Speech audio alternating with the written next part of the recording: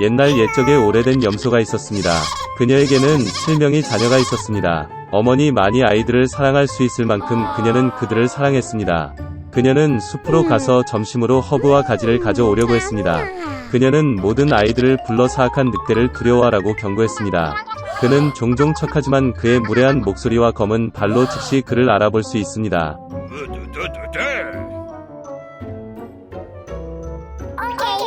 어린 아이들은 모든 것을 이해하고 어머니에게 매우 조심할 것이라고 확신했습니다. 늙은 염소는 침착하게 출발했습니다. 시간이 거의 지났습니다. 갑자기 누군가가 문을 두드렸고 아이들이 즉시 문을 열어야 한다고 무례한 목소리로 외쳤다. 그러나 거친 목소리의 아이들은 그것이 늑대라는 것을 깨달았습니다.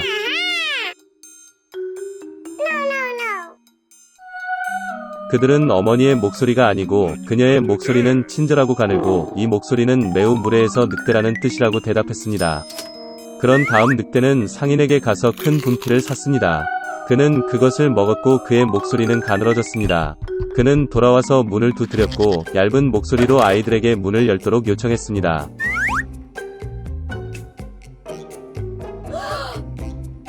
늑대는 발을 창문에 대고 기다립니다. 그리고 아이들은 그녀를 보고 어머니의 발이 검은 색이 아니라 흰색이라고 대답했습니다. 즉 그것은 늑대라는 것을 의미합니다. 그러자 늑대는 빵집으로 달려가 그에게 반죽을 달라고 했습니다.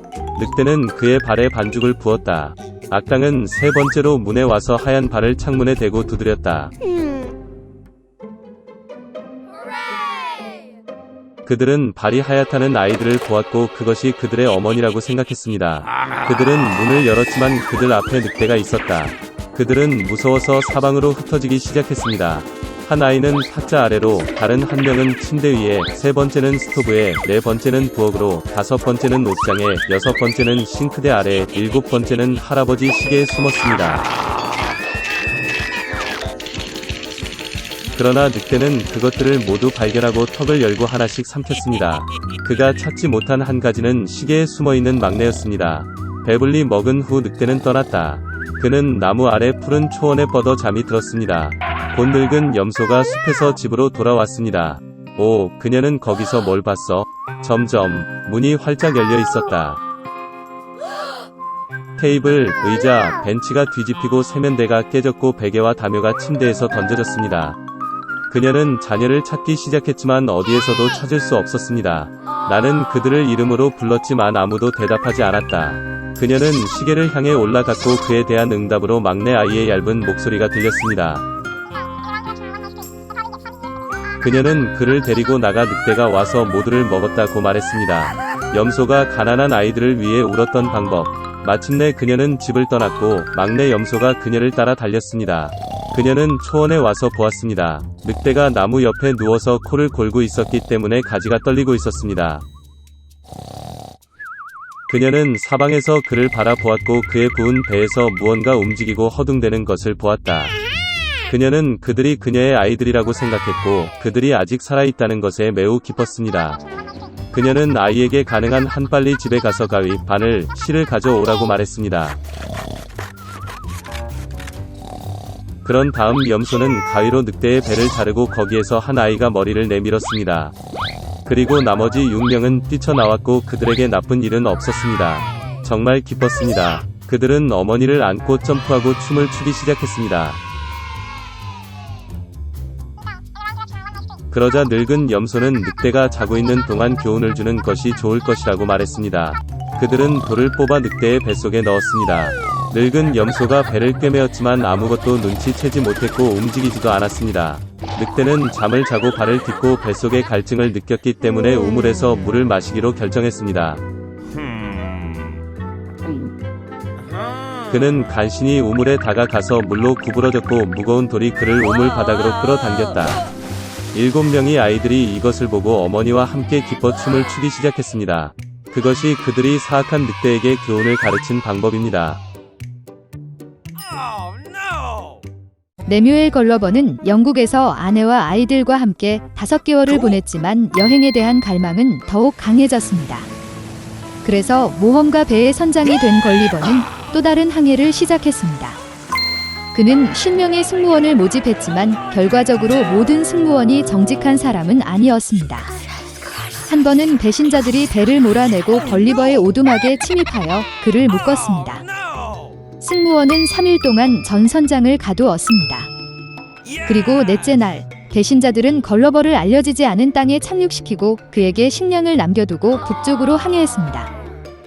전 선장은 내륙으로 갈 수밖에 없었습니다. 도중에 그는 말의 흔적을 만났고 걸리버는 조기 구조를 희망했습니다. 갑자기 수평선에 인간형 형상이 나타났습니다.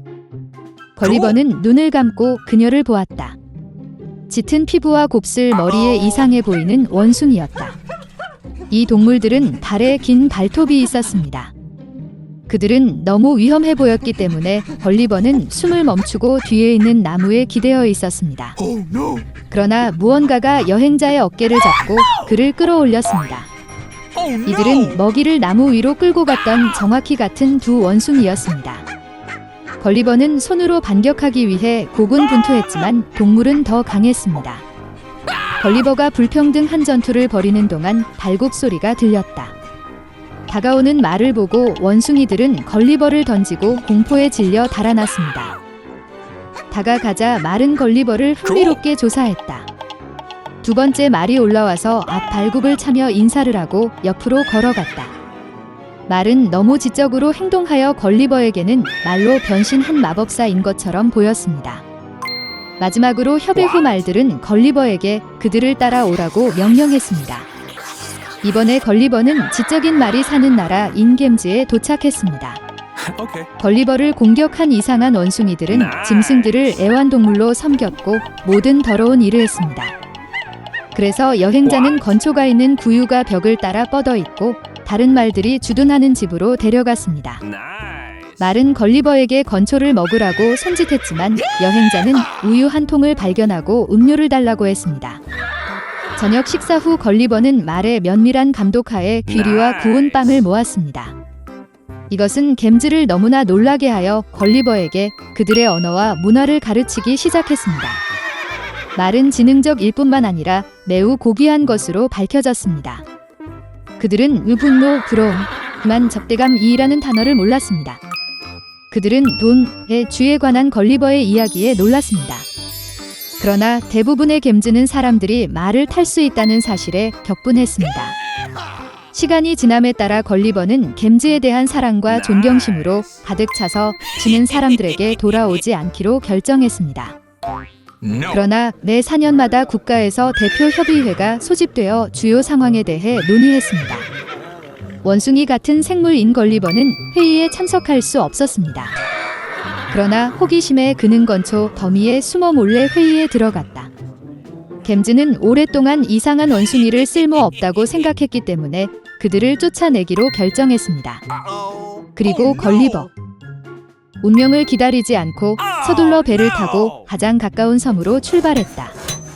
걸리버는 자신에게 불쾌한 사람들로부터 남은 생애를 보내기로 결정했습니다. 그러나 이 섬은 호주의 해안으로 밝혀졌습니다. 걸리버는 포르투갈 배의 선원들에게 보여져 배로 끌려갔습니다. 선장은 걸리버가 정신을 잃었다고 결정했기 때문에 집으로 돌아가고 싶지 않고 지적인 말에 대한 이야기를 전합니다. 걸리버가 런던으로 끌려갔을 때 그는 큰 어려움을 겪고 있는 사람들의 모습을 보는 법을 배웠습니다.